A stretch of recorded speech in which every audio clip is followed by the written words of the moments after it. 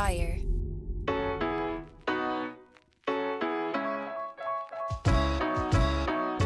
Welcome back to Starting Now. I'm your host, Jeff Sarris. This is the show where I talk to entrepreneurs and creatives of all types to reveal the unexpected paths to where they are today. Today, my guest is James Costa. Costa. Why am I giving it? I'm putting like a little flair on his name now. I don't know. But James is an entrepreneur. He's been an entrepreneur for a very long time, straight out of college. He went into the fashion industry, started with a denim line. There's so much. I feel like I could explain so much about this, but this was a phenomenal conversation when we start talking all about Web3 because he has a platform called Clubhouse Archives, which bridges the gap between fashion and Web3 and crypto and NFTs and everything in a way that's very needed, both in and outside of Web3. It'll make sense later throughout this episode. But yeah, I loved this one. This was so good. I hope you enjoyed it over there too, Amara. Oh, I can't even hear you. Where are you at? There you are. He's trying to silence me, everyone. Yeah, especially like your little flourish. Yeah, I know at his name. Yeah. But yeah, that was such a great convo. And like, you're just like, yeah. Well, okay, without further ado, let's dive right in to my conversation with James from Clubhouse Archives. Well, yeah, Web3 and the fashion industry in general, I'm sure keep you on your toes all the time with what you do.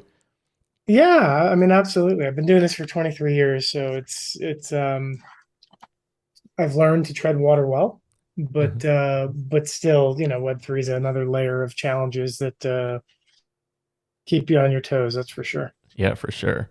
So, what does today look like? What does a typical day look like for you, maybe? So, I'm full time in Web3. I took the leap several months ago. So if you think about a typical day, I wake up at 5 a.m. every day, sometimes 5:15. It always depends on my 3-year-old son. He's sleeping with my wife and I now, so it's I'm trying to not wake him up because that can be a disaster sometimes. Mm-hmm. But 5 a.m. typically, sitting in my chair here between 5:30 and 5:45 usually, and then I work until anywhere between 7 and 8 every night. Yeah, and then a lot of work. And that's so. I mean, we were working with several brands at this point, so that's design work. Really general business operations work as well. Mm-hmm. We've got a 6-person team at this point, so there's the human capital management aspect of it, there's the running the business side of it. I'm the artist, I guess, technically the designer. Mm-hmm. So it's just it's a challenge, but obviously I'm here for it. I'm all in, invested personal capital into this, and a lot of human capital as well. So my wife, myself, and my family are definitely would be considered all in on Web3 for sure. Yeah, absolutely. When you sit down at 5:30 in the morning, what's sort of your first thing? Do you have any sort of morning ritual or anything that gets you like in the mode of working? Lots of coffee. Yeah. I actually do have a ritual. It's I wake up, tiptoe into the bathroom, take a shower, head downstairs once again very quietly, and I make a pot of coffee, which I sometimes finish before the rest of the family gets up.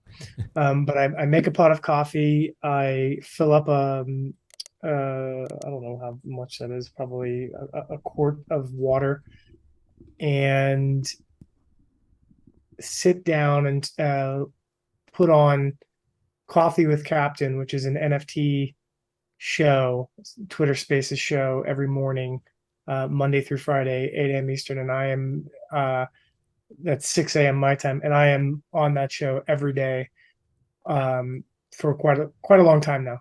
I guess they would consider me a regular on the show, and that is my morning ritual every single morning, and I either listen and or contribute but it's always on in the background at the very least. Yeah, for sure. Yeah, I mean, it's good. You need to get the word out, get your face out there, connect. And I'm not familiar with that space. About how many people is that? Because some of those spaces are huge in the morning. Yeah, this is one of the big ones. I mean, it's not unusual to have anywhere from 600 to 2,000 people that'll roll through on a given morning. Yeah, that's wild. And I've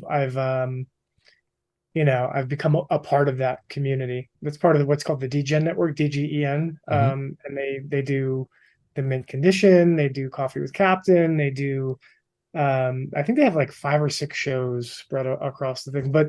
Um, but yeah, I mean, I'm a community member there. I consistently contribute to the conversation when I can, unless, I do have meetings on the East Coast that happen. So sometimes, it's really just on in the background. And I'm just more listening than anything else.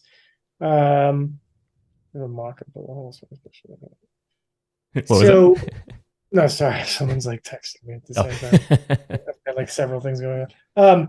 And that's and that's intentional of the fact that I want to be a part of the community. Like, yeah, it's great to definitely get the name and the word out there, and that's part of it. Don't get me wrong, but a majority of it is this is a new technology still, even though I've been doing this since last February. There's still so much to learn in terms of every day is a new adventure. Like every day, some new mint mechanic is coming down the pipeline, or some brand new, you know, technology within the technology, or some creative way that a company has found to use the technology. So staying up to date on all of that in the infancy stages of the tech, I think is super critical. And I'm trying to be a student of the game. Mhm. So, that's I guess that's the why. Yeah. Is there anything like that right now really jumps out to you? Any changes, any recent mint Oh my God. mechanics or anything? Yeah, I mean every day, every day. The QQL thing is really interesting that they're allowing individuals to kind of create mints that they can then sell and gain royalties from in perpetuity Hmm. since they are the creators. That was really interesting to me. And that's QQL? Yeah, if you look up QQL, Okay. that's like so Tyler Hobbs, famous artist in the space, launched this kind of new thing where you can basically go on and create your own NFT. Now, it's funny, and I didn't do that. I mean, they're like ridiculously expensive at this point. Yeah. Did he do Fidenza? Is that Tyler Hobbs? Yeah, that's Okay. it. Yeah. So how, right. So this was like a very premium, but the mechanic was new. Yeah. No one's ever really done that. We're actually doing some new things, but we could talk about that in a little bit. But that really stuck out. I am part of Illuminati community. I hold one of those tokens. They launched OPP, which I don't know, the weird, it's 3-letter things with similar mechanics. I don't know if that's intentional or whatnot, but around the same time, that is one of the someone found on Reddit a post of a contract that was minted before punks.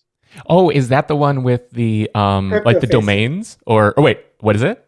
The crypto faces. Okay, yeah, I haven't seen that. It's the same thing. Because I hold an Illuminati, I was able to go on and create a crypto face. And in doing so, I think QQL is AI actually. So you're just kind of generating and it's doing it for you. You might type in something, you might describe some things and it kind of does it for you. Mm-hmm. This is different. Similar mechanic in the sense of you're creating something, right? But you actually go in almost like a very rudimentary kind of avatar creation of a face. Mm-hmm. I'm trying to think of some of the ones that we've dealt with in the past where you could pick the skin tone and the ears and the shape of the eyes and the mouth. It's a cartoon kind of a thing. And I was able to go on and create a crypto face based off of this original contract. So it's technically part of a contract that predates punk. So this is like, I guess, one of the very first NFT contracts out there. And Illuminati discovered this and recently brought that back. And they're out there, I guess, for now to have the provenance to say that we own, which is cool. I mean, I guess technically I own one of the it's a new NFT, but yet one of the original, an NFT related to one of the original contracts. So Yeah, it's super fascinating because it is sort of like what point in that thread matters most, and it does feel like the contract. I mean, that is what's creating the new it was NFT. the first thing on the blockchain, Yeah.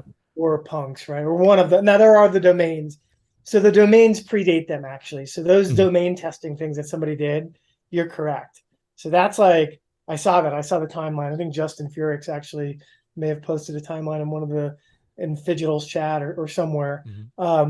And I saw that and I was like, oh, that's cool. This is like right after that, but before punk. So it's like, as far as NFTs are concerned, like what we would consider an asset, right? Like a digital asset that's not domain related. Yeah. This is one of the very first. So when you ask what fascinates me, it's things like that. And if I wasn't paying attention in these spaces, I can't sit in Discord all day. I can't do it. I don't have the attention span for that.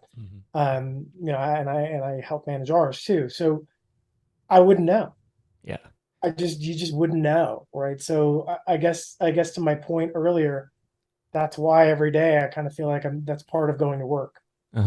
Yeah, there's so much. There's no way to sort of stay in the stream of so much that's happening without like conversations like this. I mean, most of everything you just shared, I am not familiar with at all. So I'm going to look into like QQL, and OPP. Yeah, so it's like OPP is a little easier to remember if you remember the song. But QQL is the Tyler Hobbs thing. And it was like you could get I tried the raffle to get into whatever, but and now the floor shot up to what's the QQL floor up to now? I mean, it's like I remember somebody the other day telling me I think it was at 16 already, and I was like, what? Oh wow. Yeah, these things it might be even higher than that. I could be totally wrong, but let me see where. Man, OpenSea updating their thing is kind of weird. All right, so this QQL, so the mint pass for QQL is 17th. I was right. Wow. Yeah, that stuff happens so fast. There's some unique thing going on here. Like I could buy the mint pass and then go on with the mint pass and purchase one of these one-of-one art pieces. Here's the interesting thing, though. It's like I think when I purchase that from someone, they have the opportunity to get a mint pass or something. It's like it's weird. So it's kind of like and I think anybody can go on and actually create the AI. So that's the interesting, that's like the caveat to the whole thing, where it's like you could go on and technically if someone came to you and was like, hey, so here's the QQL items actually. So I guess these are all of the one-of-one. Oh, and some of these, so dude, this is, okay, so it's the mint pass to create the artwork. The floor on the artwork is 19, and then the only one of them, and then it jumps to 33, 36, 50, 55, 60, 76, and then it's at 100th floor. Wow. Yeah. And these individuals got this pass, I believe, if you won the raffle, was 2.5 ETH. Wow. So it was an instant, like, $100,000 jackpot. Definitely. Yeah, that and is if you were wild. able to create artwork that people really wanted through this AI, some of these things are valued. I mean, this is obnoxious. Some of these are 500 ETH. Jeez. Like, it's life-changing. Oh, absolutely. Yeah, that's what's so wild about this space. How many people have had life-changing moments in the last 18, 24 months? But then some people also, unfortunately, didn't. They maybe fell in. That's still life-changing. Oh yeah. But then they fell into negative way. To the diamond hands and everything a little bit too much, and quit jobs and didn't actually cash out, and like so many like horror stories of sorts. But at the same time, like it's wild. This is such an interesting time. It's I'm not gonna say I haven't gotten lucky in the space. I bought a single plot of other side deeds land on secondary, and it had a coda on it. Oh, nice. So I got we don't know what that's gonna be worth, but I'm not selling that thing until I do know, to be really honest with you, until the game launches and all that stuff. But that could be a big one. I got a Moonbird somewhat early, the day of mint. Nice. Yeah, I mean, I don't know. I think honestly that there's opportunities in the space, but I would personally probably only invest nowadays and things that I know. Like I own a lot of, like I have a Rick House. He's building a gin brand. He's a Mm, Moonbird holder that created, but he's got 30 years experience in yeah. making alcohol, See, right? that's the thing. That's the big difference, and why I didn't buy into Moonbirds, because it's pricey. Like, it was pricey from the beginning, even. It But shot up really yeah, quick. but Kevin Rose launching that, I'm like, okay, this is real experience coming into the Yep. space. And like for the last year and a half, I've been telling everyone, you got to look at the people. Like, you got to see, like, there's these massive promises from brand new entrepreneurs who not all of them realize they're entrepreneurs. They're like, no, no, no, I create NFTs. And it's like, well, yeah, but you need a business. Like, you need some sort of business model that isn't secondary royalties. You can't have a sustainable business long term forever, just hoping that people keep buying and selling and flipping and doing all these things. Yeah, that's a greater fool theory, right? Mm-hmm. Like, Definitely. you hope that the person after you is a greater fool than you, and Yeah. you can sell for more. I wasn't interested in really any of that. I bought into Moonbirds because I knew people close to the project. Mm-hmm. And I was in that space, like I said, coffee in the morning, and they were just talking about it. And Kevin came on, and Ryan came on, and Mm-hmm. I was like, if what they're saying is true. And then I watched within the first hour, and everything they said within that first hour was happening. And I was Oh like, yeah. okay, I have to buy into this, and I did. Probably should have sold it at 40, but didn't. Either way, though, I mean, it's a great piece to But it's have and still be a involved it's still in. a long-term, Mm-hmm. probably very valuable asset to have. Yeah. And then the same thing on the Coda. Those things shot up to 40 as well. But once again, I wasn't really interested in necessarily that. I was more interested in the long-term value that it would probably provide, and probably still will still provide. So, I guess my point I was making before, right now, what I'm looking for, like Errolore, is a husband and wife team that I think Uh huh. right? Yeah. I hold one of those passes. I hold Rick House DAO. Welcome Brand is another brand in the space that's building IRL, using IRL experience in the IRL utility. So that's really what I'm constant, and that's WELL, COME. That's really what I'm looking for today in Colton Rain. I own, and their fashion thing. Um, Brand business. It's stuff like that that I'm really Mm-hmm. interested in today. Definitely. Yeah. So I always love to dive into origin stories. So I want to sort of rewind the clock for you a little bit and sort of dive into who you are, how you got to where you are today. So I have a question. How does a 5'6", 145-pound tailback walk onto FSU? By the way, are we recording all this? Everything. I record from the beginning. This is all just Perfect. yeah. This is good. So, and then you chop it up and do your thing. Yeah. I love to just hit record. Question, and you did your research. And by the way, I'm going to show you this this picture here. I don't know if how much research you did, but so yeah, when I graduated high school, I was that was where I was at. And I went up to Florida State, and I walked onto the football team there, and I made the team, but I gained probably almost 35 pounds over that year. I took a year to bulk up and to um, get myself in the best condition I could to have the best foot forward to make the team, and I did. Best experience of my life doing so. I got hoisted up by the crowd when we won the number one versus number two matchup at Florida at the very last game of the season. They returned the favor in the national championship game and destroyed us by about 30 points, but that's beside the point. But I was working in the lab, and I was analyzing water and soil samples for hydropetroleum content. As a biochem major, I thought that the rest of my life was going to be devoted to two things. My mother would have rather been medical, but I wanted forensic science to be my kind of long-term career. I had won I took fourth in the world in the International Science Fair for a project that I did on fingerprinting. It was a 3-year study. And in that third year, I placed national or internationally, I should say, at at the fair in Hamilton, Ontario, which was a whole nother experience that was pretty awesome. And from that experience, though, I was like, oh, well, this is my calling. Like, obviously, whatever, until I got into a lab and realized that it was the biggest mistake of my life, and I couldn't see myself doing that for the rest of my life. For whatever reason, I think it was the girl I was dating at the time, and she was like pushing me because she kept telling me how fashionable I was, and I was like, that wasn't really, I didn't personally take note of that, or what, nor was it like intentional. Do you know what I'm saying? Mhm.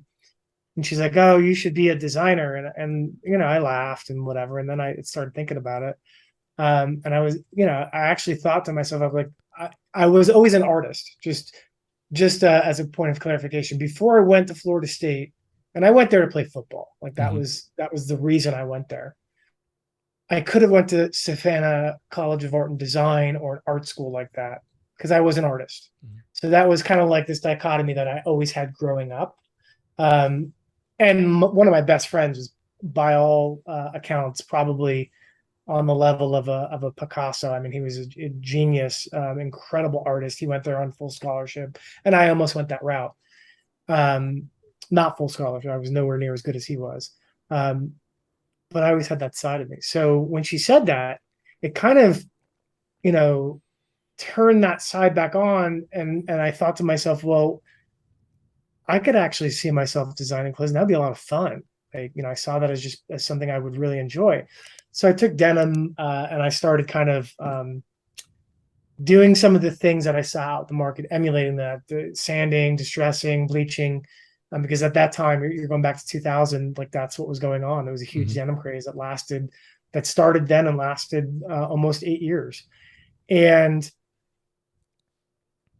some people started noticing. It was a particular friend and fraternity brother of mine that had noticed and asked me where I bought the jeans.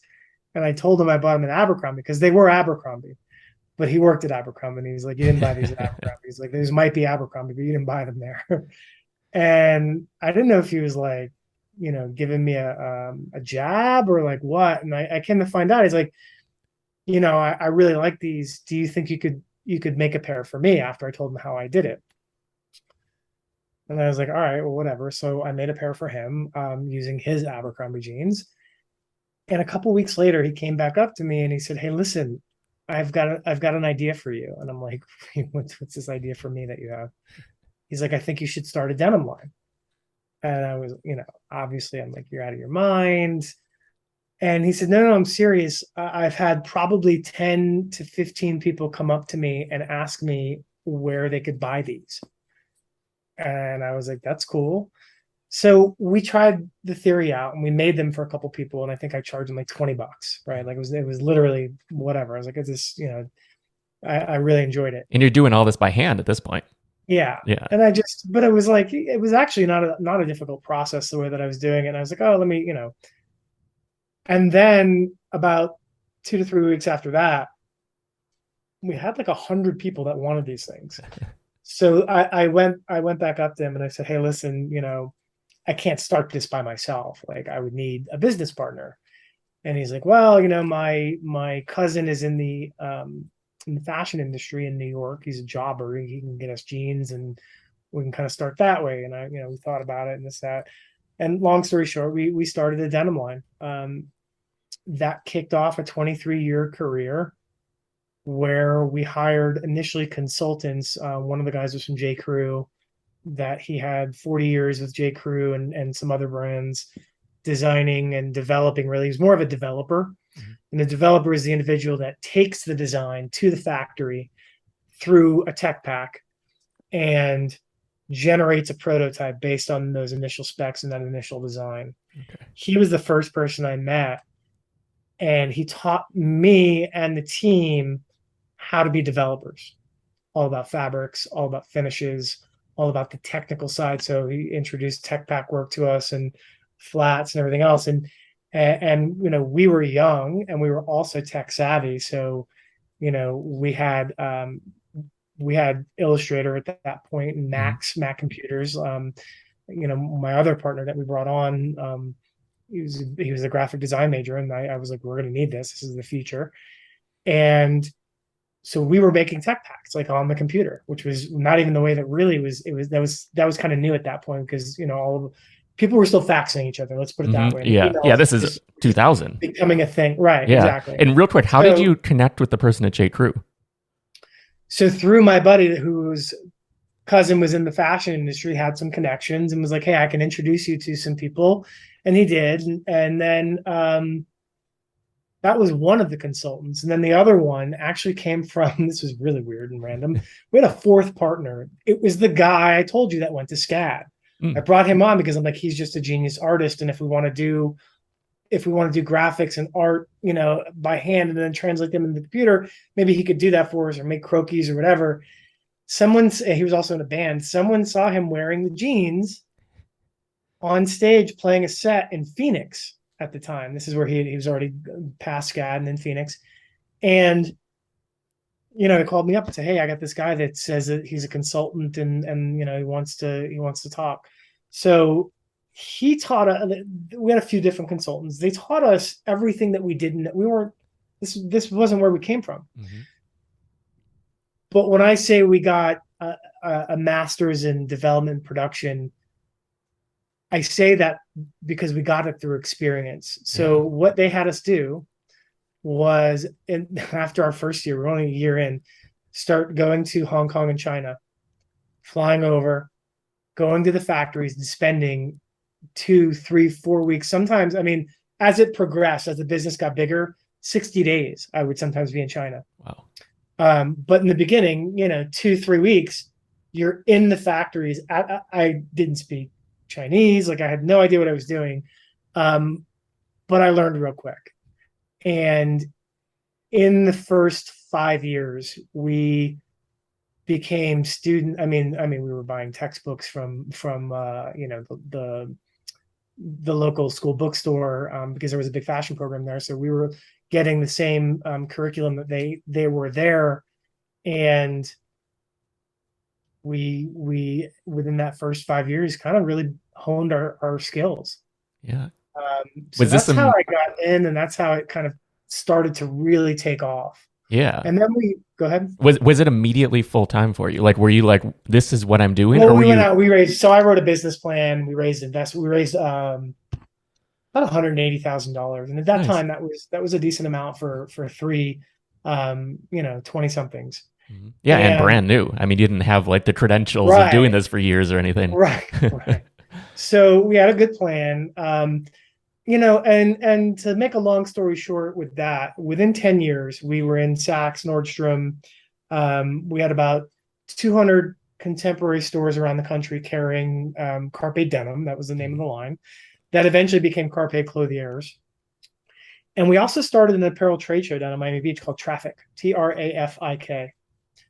And through that experience and the denim brand, we, oddly enough, this is the odd thing, we went from not knowing a soul in the contemporary fashion world. When I say contemporary fashion world, think of like, Seven Jeans for All Mankind and Rails Clothing and Faraday brand and some of these kind of contemporary brands now that really make up that premium market, not luxury, right? And not lower price point or off-price goods, I should say, but really that middle premium brands that you go to Bloomingdale's, all those brands, right? You go to Nordstrom and you go to their contemporary section. So we went from not knowing anyone to, after we started the trade show and ran that business for 5 years, and the only reason why that business actually didn't end up succeeding was because of 2008, both businesses. So when the financial crash of 2008 happened, half the retail industry dried up. Okay. So, we had a good business, but we didn't have, a $50 million business that could survive something like that. And the point was, though, is we went from not knowing anybody to actually positioning ourselves in the upper echelons of the industry because all of the brands were coming to us. We had about 300 to 350 brands exhibiting in our trade show. and we were flying buyers in. So now all of the buyers and all of the brands are seeing us as the owners of this show kind of run it. And it opened up so many doors. So through the brand and that experience, I literally was like, well, I'm going to move to New York. After it crashed out and we kind of closed that business down, I'm like, I'm going to move to New York and I'm just going to chill for, 3 to 6 months and figure out what I want to do. And that's when I met Jax New York. And that was where I became the design director of that company. And he had me doing exactly what I was doing for Carpe, which was creating the designs, generating the tech packs, taking the tech packs to the factories. Except this time it was China, India, Italy. I was going to Japan. I was all over the world. And I did that for that business. And in between that, I actually consulted for a couple other brands to do some things. And, part of the story of our 10-year journey was we also produced for the Cartoon Network, which was a Turner company, Rowdy Collection, which was Dallas Austin. He's a famous producer. He did Usher and TLC and a few others. But he had a clothing brand. And then a bunch of other smaller clients that we had. So we had a consulting business, we had the trade show, we had this brand. Then I went to New York and worked for Jax New York, and everything kind of changed for me then. Because now I was, at the time when I first entered, it was a $20 million business, and he put a challenge on day one, sat us all at a table, and he's like, we need to be a $40 million business by this time next year. And we were, which was crazy. And then by the time we left, as I was exiting. Or wait, real quick though, how does that happen? How does that happen basically Costco. overnight? So I was in charge initially of he was bringing me in for sales of a particular line that he was knocking one of my my line off, right? The old Carpe line. And when I saw it, I was like, ooh, this is not a good knockoff, first off. And I told him on day one, I'm like, I'm going to have a problem selling this for you. And he's like, well, I don't know what to do, hearing you say that. And I said, let me take a crack at designing some of this for you. And I did. And so on the first trade show, we sold more shirts per unit. And he was primarily a shirt business at that point. Okay. Jax New York, before we launched the full collection. I sold more shirts with the little line that I developed than he had in his whole line. And he came to me the next day after the show and he said, I want you to design, to design everything for us. And I, from that point forward, developed a collection for them. So all categories, blazers, bottoms, knits and wovens, outerwear. So it really became, and then I ended up doing women's, and that kind of catapulted me because it was managing. So, and he was using those samples to show Costco. He landed the Costco account, and lo and behold, we literally doubled that business because the first Costco order was an $8 million order. Wow. Right. So that's a few bucks. It's easy to double the revenue when the orders are that big. So yeah, a 1 million unit order at $8 a unit, and you can do the math. So pretty crazy, because I learned a lot more about things that I didn't know from my first business. So he almost helped me because I was working with the owner every day. As the design director of the company, I was in his office every day. And was he the one you initially met to get in the door, or was it someone else? No, my buddy Toby, Gotcha. who was so this is the full circle. He was one of our exhibitors at the trade show. And he knew about the brand, and he's like, oh, he's telling the owner of Jax, like, you really need to hire this guy because he knows everybody, he can get you in all these stores, he's an amazing designer, and da-da-da. And he's like, well, I just need him to help me get this into doors. And I'm like, all right. Yeah, see, that's the thing. And I'm like, no, you need more than that, actually. Yeah, I like to stick a pin in that because, like, sometimes it's cynical. It's like people say, like, it's who you know, not what you know. But I'm like, it's what you know and who you know. Like, they only work together. That's the only way it works.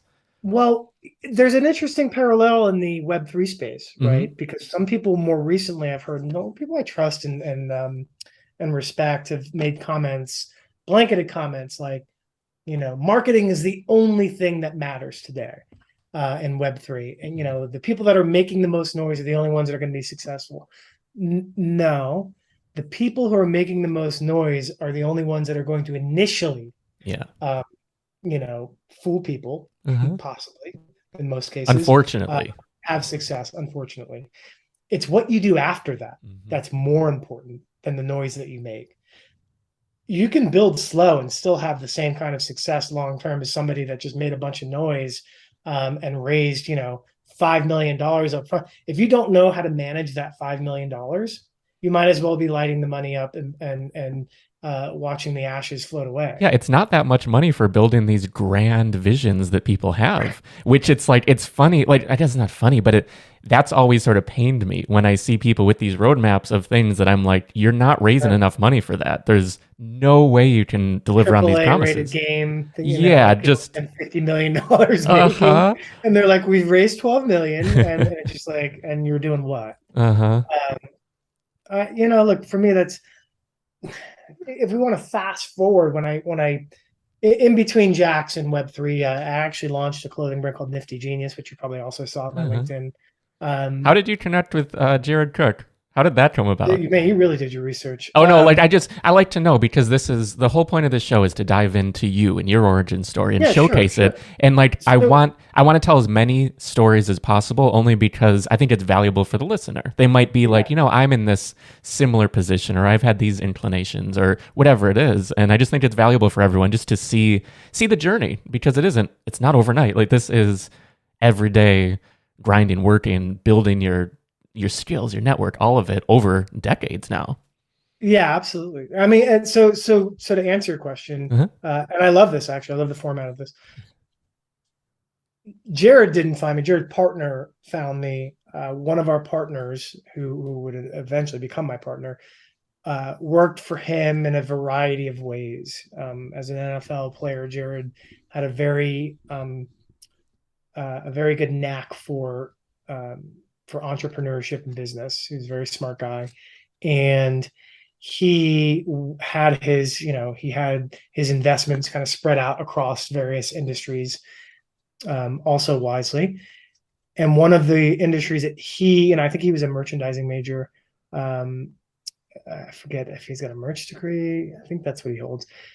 He had that, and he wanted to eventually create his own brand, and he came up with the name Nifty Genius.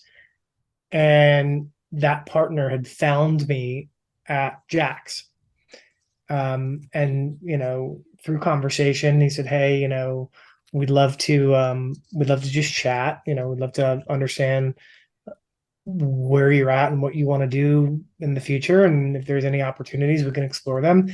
And don't get me wrong, I love Jax. I put my heart and soul into that company. I think in the end, the owner and I just had a disagreement with what that equated to, and where my future there, or at least the path to getting to where I saw myself within the company, which probably could have inevitably been either at the very top, or near the top, was, I think, where he was trying to groom me to be. I just felt like it was going to be a really super long time, and once again, just had some disagreements. So that opened the door to that conversation to happen. And I had that conversation, and I was very candid with Jared at the time. And I said, look, if we're going to do this, let me put a plan together and tell you what it's going to look like. And, we went back and forth on things and kind of settled on a place to start. And we did. So I took the leap back into entrepreneurship at that point and launched Nifty Genius with him. And that lasted for 5 years for me. The brand is still in existence. In fact, I think he sold a portion of that to another company, or he might still own it. I don't really, to be honest with you, I don't know the final story. I just know that I exited the business, and that was to get into Web3. Because last February, when I learned about the technology, I immediately understood that it was going to change the world, or at least the way the world interacted with a lot of different things, right? And that's because I had already invested in Ethereum and Bitcoin. We'd actually heavily invested in that, my wife and I, and we were seeing gains. So of course we were happy, and we started investing in Polygon and Solana at the time, and chain link and all kinds of stuff. And by all accounts, things were really starting to rock. And I learned about NFTs through Greg Mike. He was the graphic designer of the Denim line. He eventually became a famous artist afterwards and that whole thing. And he launched an NFT project. So I learned through him. And I just remember thinking like this, when I learned about the smart contract aspect of it and the royalties and all of that, and the provenance and authenticity and the whole value of the smart contract tied to the digital asset part of it, I said that can be used for almost anything. It was endless. Mm-hmm. And that was what intrigued me, was the fact that you could, as creative as you could get with the contract, would be the value that you could provide to the consumer. So in that moment, even this is going back a year and 10 months or 9 months, I remember thinking to myself, I want to do an apparel brand in this space. And I did a lot of research. And at that point, there was no native brand. Like, I know people come out of the woodworks, and I had a t-shirt on the blockchain and I did this and okay, great. I get that. I'm talking about a brand. Mm-hmm. That's like a t-shirt vendor telling Ralph Lauren, like, you weren't the first brand. And so we get in these arguments sometimes in Web3. Yeah, it's a different level though. Like you come with this experience already. Right. So you're building the businesses you know how to build. There was no fashion business. Yeah. That's another way to put it. Mm-hmm. Right? Brand can be an interpretive word that's contextual. There was no apparel business that had planted their flag in Web3 as a native Web3 brand, right? I did see some people at that time. I think H&M actually at that time was doing something, and I hear all of the time. I learn of things that people were actually doing a long time ago, but these are just dipping their toe. They're trying this, they're trying that, and I was like, no, I want to be Web3's brand. So like a brand that almost represented the space itself. And that was kind of the concept that I needed to really develop. So I took 6 months to write a business plan and develop a model. And I knew that it couldn't just be a clothing line. It had to be more than that. And the use of the technology is definitely a step in that direction. But what did all that mean? So we developed a brand that I have a few concepts that I liked. There was in Web 2, there was membership brands that kind of came mm-hmm. about. There was Supreme that had its exclusivity. There were some other brands that if you kind of bought into the brand, you had some perks. And I'm like, I like that. And I think that's very Web 3. So this was always about a membership NFT. And I just had to figure out, well, what in the heck are people going to get for the membership? And the first thing I wanted was the physical good, which sounds odd to people at the time in the space because it wasn't really about that. But that's always for me what it was about, because it's all I know. I'm like, how can you not get the physical good and call yourself a clothing brand? Because there were fashion projects that were doing digital marketplaces and things like that. But once again, just not a solidified brand to kind of represent the space. And that's all I ever wanted to be. So that was the first thing, right? You buy our NFT, you get the physical good. Mm-hmm. That was the base of the model. And what else could we get with this membership pass? Well, we wanted to also grant the ability to have access to events, right? So if you hold a pass, you get access to events. If you hold a pass, you get a discount on all of the goods, right? So then now there's that kind of exclusivity factor of like, I'm going to get something more than an individual that doesn't hold a pass. And then I really started to understand that royalties and all of these things were sought after, kind of almost like a holy grail of how do we give back to and the whole securities issue baffled me. And I struggled with being able to figure that part of it out until I spoke to someone. It was a lawyer and then another individual who was an advisor, a VC advisor. And they said, well, you said that you want your community to participate in the brand, because that was the other part that I haven't mentioned yet, is I wanted every holder to have a say in the product development process. that was the membership part kind of like taken to the next level. Mm-hmm. Was, okay, it's cool to have a membership and to just have access, but what if they actually had a vote and like, should we do this in indigo? Should this be black and white? Should this be evergreen and white? And if 30 people out of 40 say, you know, this should be black and white, should probably make it in black and white, because it's 30 people that will likely be more apt to buy it. Mm-hmm. And that's the way that I saw it. It's like playing to the crowd at that point. If I had a focus group in my 23 years of doing this, I would have utilized it because I would have had a better opportunity to sell more goods. So that was really the unique part of it. It was the participation, it was the access. And what he said is, well, since they're participating and they're voting, they work for you, don't they? And I'm like, kind of. That's interesting. That's actually exactly what I said to him. Yeah. I was like, that's an interesting. He goes, why don't you make them sign 1099s and they'll be independent contract agreements? Then you can compensate them with whatever you think is fair. I saw that 1099 on the site and it didn't register that, yeah, that one little extra bit gets you there. Because I was sort of wondering how that would work out, but it totally does make sense because they're sort of the design board of sorts, like working together to... They're part of the process. Yeah. Wow. Without that integral part of the process, we don't have the working model, right? Mm-hmm. So they are a cog in the you know, in the process, if you want to think of it that way, a wheel, you know, in the little watch that turns the dial. And I think that's a critical piece, because like I said, it really shows you what the end product success rate is going to look like, way more than if you didn't have that. Mm-hmm. So as a designer, I looked at that. I'm like, I started salivating. I'm like, this is really cool.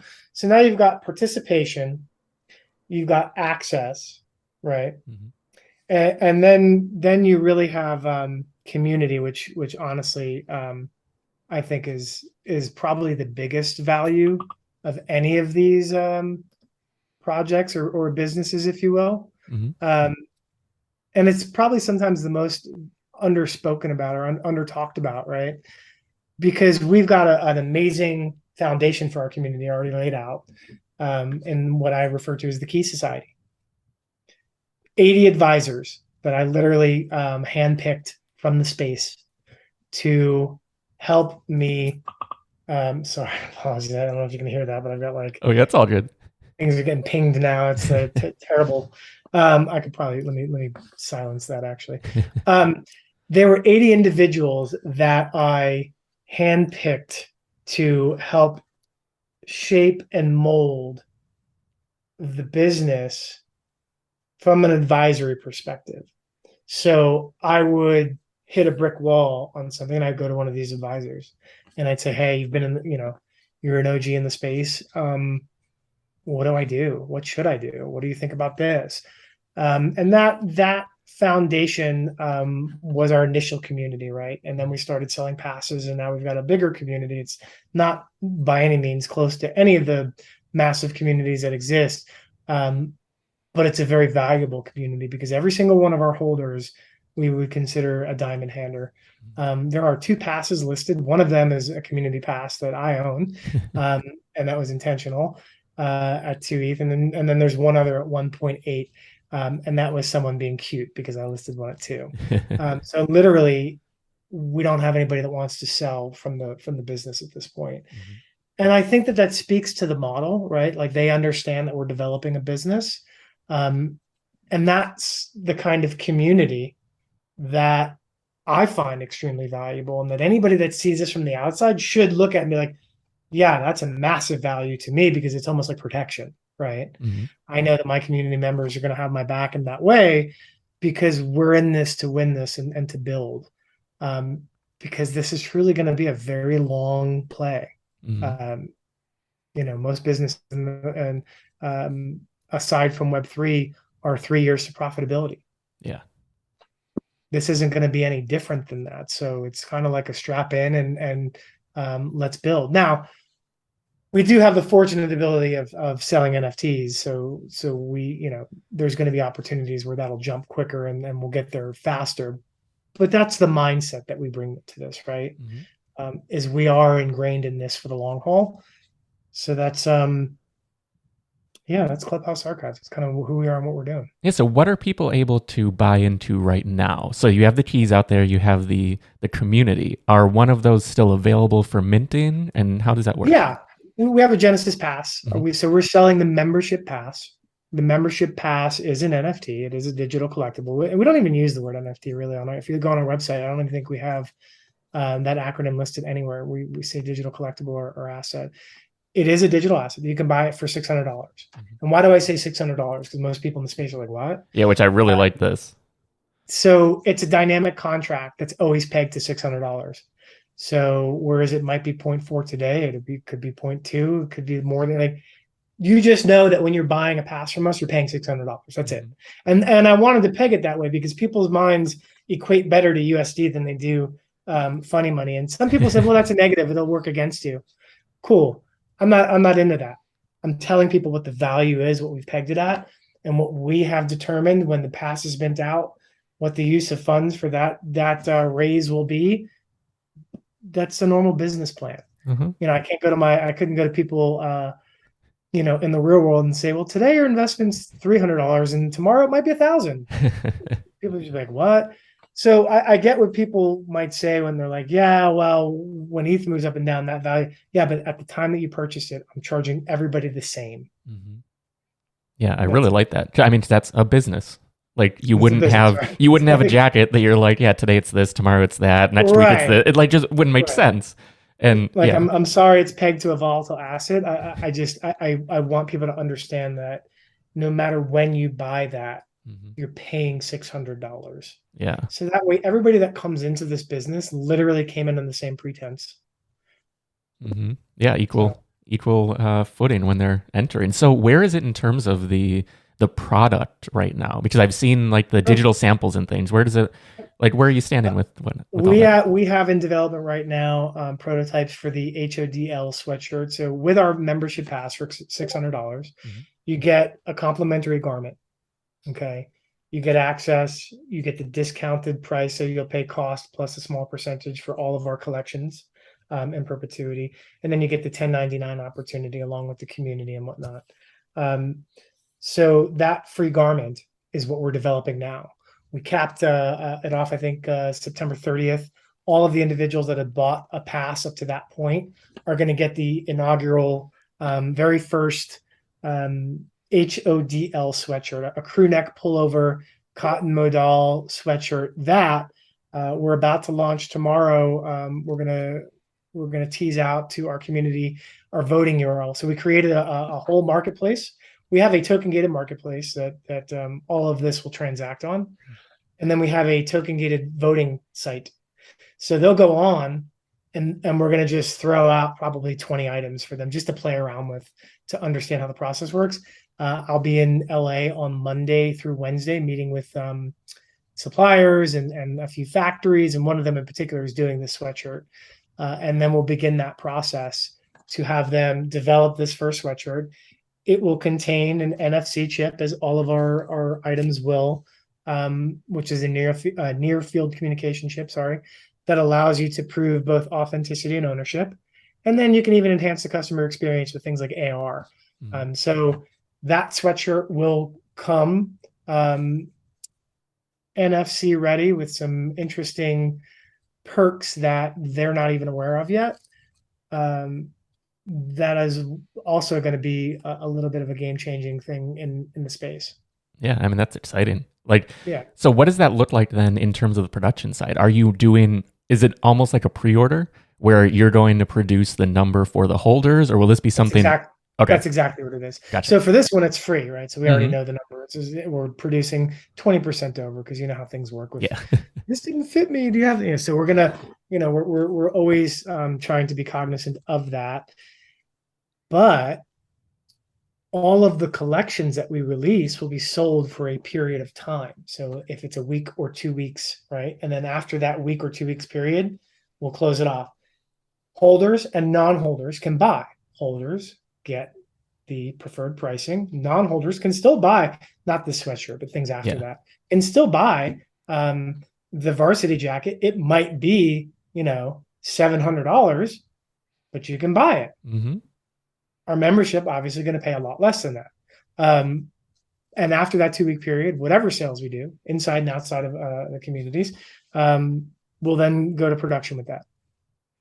And that'll be a very efficient way. So we're tackling a lot of problems in space, Web3's problem of the merch that they currently have, and then fashion's problem of over production, over consumption. Mm-hmm. Yeah, and then even just distribution later. Like because that was the thing. Like I have a friend who has his little like a merch line pre Web3, like just his business for the last 12 years. Yeah, clothing brand. Yeah. What was that? Yeah. And every SKU, like every size is a SKU. So you're paying for the warehouse to hold that and send it out. Like all these different things you don't think about when you're thinking print on demand.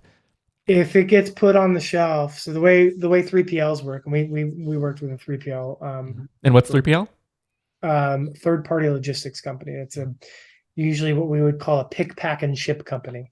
So they will pick, pack, and ship an individual e-com, either direct to consumer, or they'll pick, pack, and ship your bulk orders out to Nordstrom, right? But the way a 3PL works is they receive, right? There's a cost for that, just to receive the bulk goods. They shelve, and then they pick, pack, and ship. If there is still stuff on the shelf, every single month you're getting charged for that rent. Yeah. So the cost of your goods increases every month, and your margin decreases every month that those goods sit there. So there's a whole formula and system to, trying to order as efficiently as possible, right? And predictive, future sales and all that kind of play into it. But this really eliminates a lot of that, and it really makes it a much more efficient business. So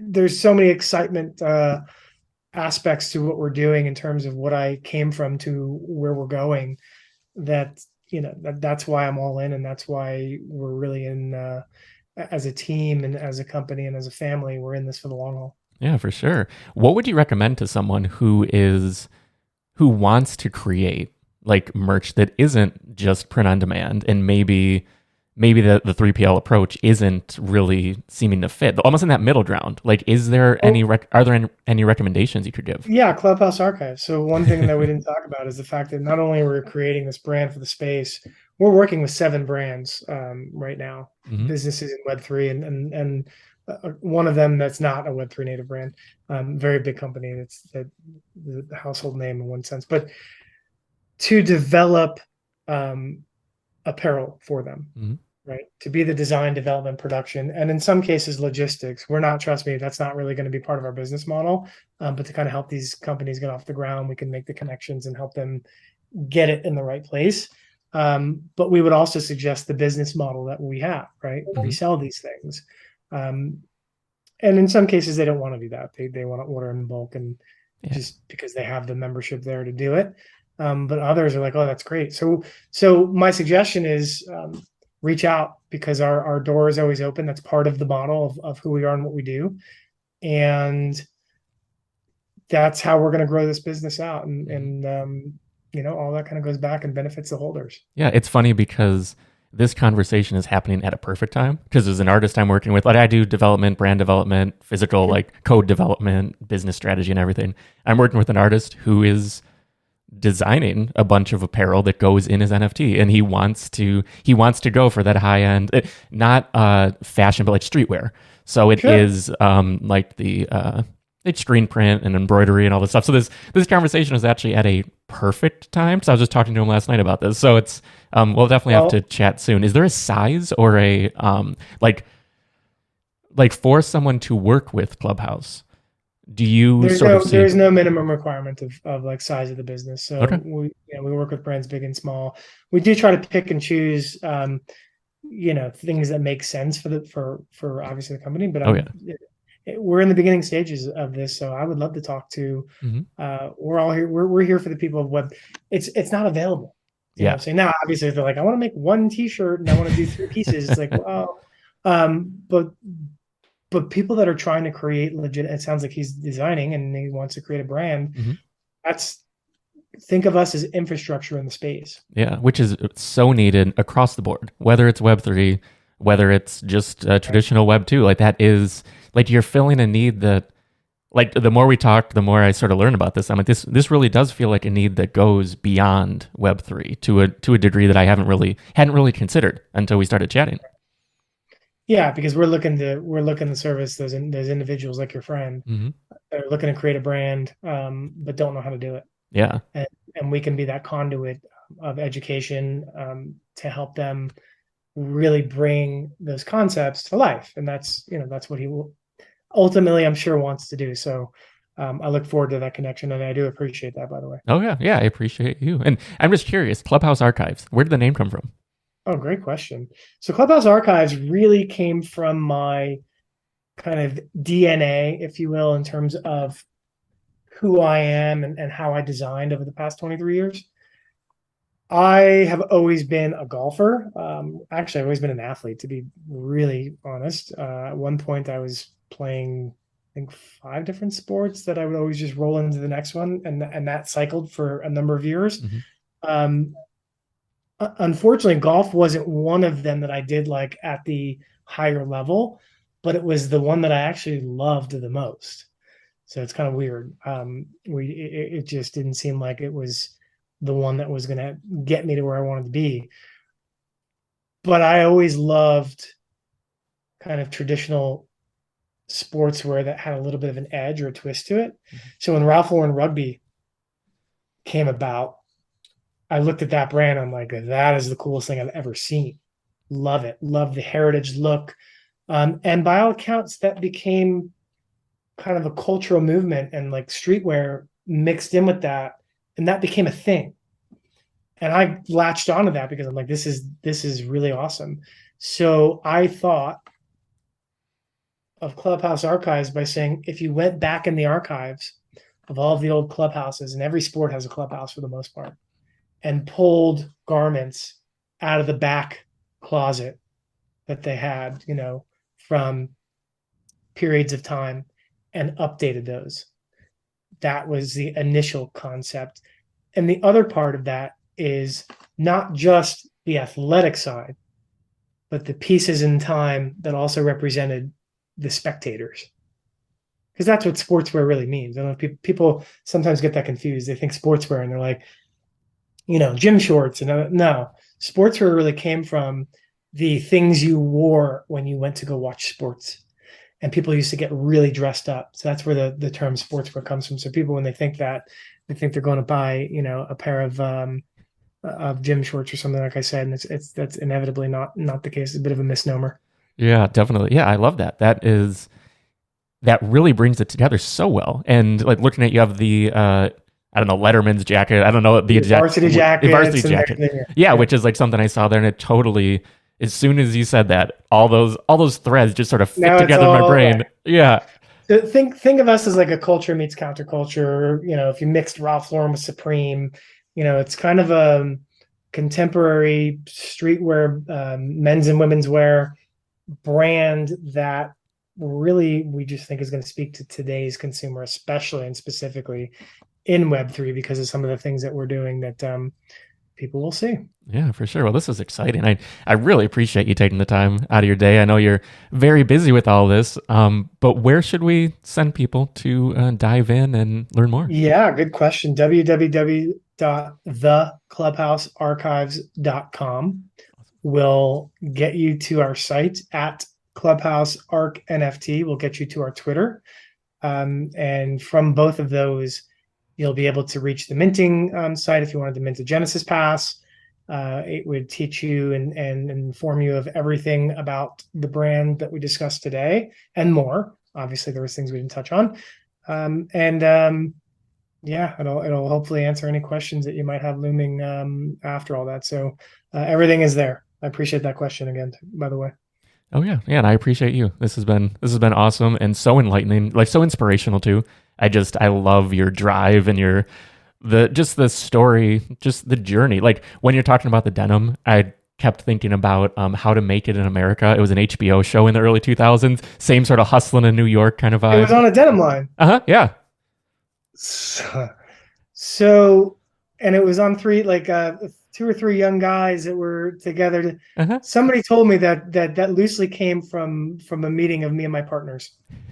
I'm not even kidding. 'Cause at one point we were all in New York, and this predates that by a long time, by like five or 6 years. That's hilarious. So like you could be the inspiration for that TV show. Could have been. That Yeah. was one of the stories. Uh-huh. I didn't necessarily believe it based on the way it was told to me. But I may or may not have mentioned this. We had a connection to Turner Networks. So there were a lot of, we worked with a lot of individuals over at Turner, Cartoon Network, and there were a few other ones there as well, where we were doing some apparel for the licenses that they held. And it kind of, the dots kind of connected, but I was like, I don't know. I don't believe that. But that spark, like it could have very well been that spark where they're like, there's a story here. He was convincing in his argument, but I think he might have had one too many Jack Daniels that night. So who knows? Either way, I love it. There are parallels there for sure because I loved that show. It was just that entrepreneurial drive and focus. Like I'm not going to lose. I'm going to figure this out. And it's been a while since I watched it, so I don't want to. I don't want to predict too much. When I watched the show, I actually thought that in the back of my mind. So when he brought it up, I was like, oh, yeah. I feed a conspiracy theory in my head. But that was a theory that someone said that they had very good information on, but we'll kind of leave it at that as just a theory. I messed up that transition just a little bit. Okay. Well, anyway, don't you laugh at me. So I want to thank James. This is a clusterfuck. So this is why this is nice having you here because I would have just started over, but now this is staying in. I want to thank James for joining me on this episode. This was such a great conversation. I love his story. I love that he may have actually inspired the show, How to Make It in America, and that just sort of happened at the end there. I had no expectation of that, but it truly feels like that. But anyway, such a great conversation. Be sure to go to theclubhousearchives.com. That was the website, wasn't it? Now I'm like, I am just a mess right now. Your camera just died too. Did it really? Yeah. So you have to talk over it. This is amazing. Cameras are like, wrap it up. This is amazing. Okay, so do your great. Outro this I am. I'm over here. Hello. That is such a great camera. Or wait, no, we can go to this camera. Oh, yeah. No. Okay, so this was a great conversation. This has been fun. We're just going to cut it here. Definitely check out everything that he's up to. Check out the Clubhouse Archives on Twitter. The links will be in the description. Thank you for laughing at me over there. Thank you, James, for your time. This is so much fun. But with that, we're going to get out of here. This is Starting Now. I'm Jeff Sarris. That's Amara Andrew. We'll see you next time. Bye. With the snort. Oh, that should be my new apparel line.